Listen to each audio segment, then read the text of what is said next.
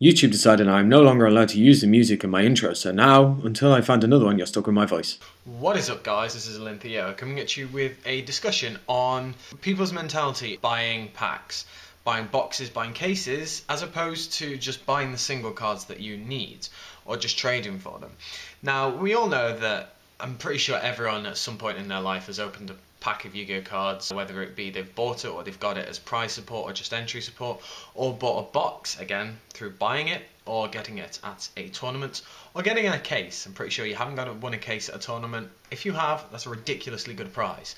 But it's kind of a bit of a discussion on which you prefer and whether you think it's worth just spending that money buying that single card or going for the actual box, which will contribute to, you do have the chance of getting the cards that you want, but it does mean that there is a less of, obviously there's going to be a less of a chance if it's a higher rarity, but it does mean that you open yourself to getting other valuable cards to trade off towards, or to get that card that you specifically need.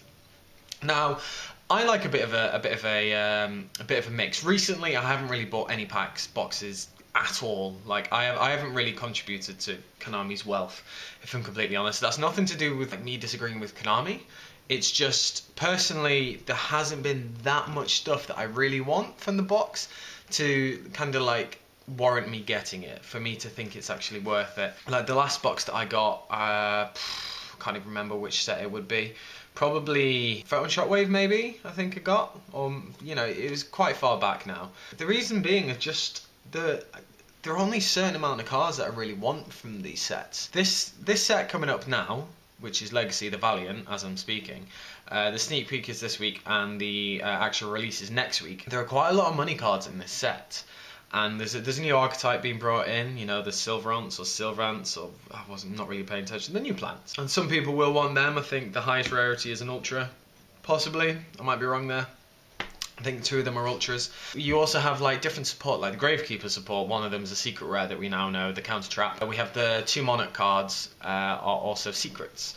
So there's quite a lot of high rarity stuff in there. The main one being the Evil Swan, the Nuke guy, ridiculous Nuke Knight dude. He's kind of going to be the big money card since he's a secret, and we've seen pictures of it and it's confirmed he's secret. But going back to the point of the video, is what do you guys specifically prefer doing? Do you like taking that chance and kind of going for a box or some packs? On the flip side, you just wait until the sneak, or after, and just waiting until those sneak hype prices come down to actual reality prices. It's let's say a warped reality in some people's minds of what price cards should be, but it's kind of just an interesting thing that I thought I'd like to hear what you guys say. I don't know, it's quite interesting to hear what different people say. The one thing that I really never forgave Konami for doing is, obviously we all know how much I love ultis, they're my favourite rarity. I absolutely love them, and how it was so cool back in the day to open a pack and not know kind of like what the set cards were going to be, because obviously we didn't know as much back then. But the fact that you could get so many more cards in Ultimate Rare was really cool. That kind of made it warranted for me to actually get packs, because I thought, hey, I might pull this really cool card, and you had a better chance of doing it. And I know that obviously it's gone from 25 to 20 to 16 to then 10, then now to 5 ultis. It's just such like a shame, and I think they need to, if they want to really encapsulate people's like buying kind of like quality and to entice people into buying stuff, they need to do more things like that. Now I know they introduced ghost rares to kind of promote more buying packs. I just think they've shot themselves in the foot a bit, especially recently with the fact that the last set, no wait, it was Shadow Spectres, correct. The fact that they really screwed up the rarities. And I know some people might say they haven't screwed it up, it's quite an interesting thing. But the fact that the cover card could be a super and an ulti, one other card could be an ulti and a secret and a ghost, Star Eater for that matter.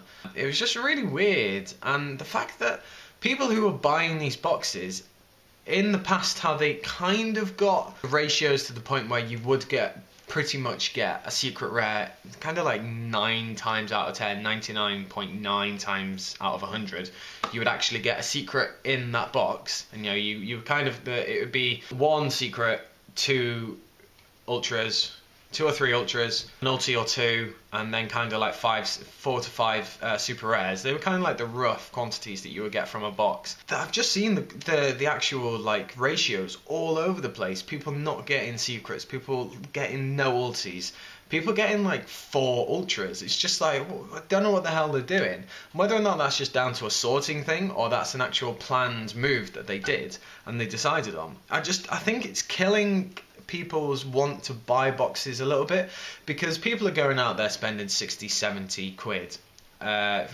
between 50 and 70 quid on a box. People want to try and, see value for money and get a return. That's where I think a lot of people are starting to just be like, well, now I'm just going to buy, singles from these card traders and these, like second-hand places. And I think it is hurting them a little bit. At the end of the day, there are going to be those people who do buy those cases, who will buy off Konami, and I don't think it's really going to affect them in the long run. But just to a small population of people who, I don't really like to squander my money that much, to be honest. I'm quite tight. I like to see value for money, and if I think there's value for money there, and I think I can actually have a good correlation between what I'm spending and what I'm getting, then I'll do it. But recently, and these new boxes and these weird ratios, I just haven't done it. If I needed anything, I'll just buy it. Mainly trade, but I'll buy it if I really want it. That's kind of it. So, going back to the original point, what do you guys prefer?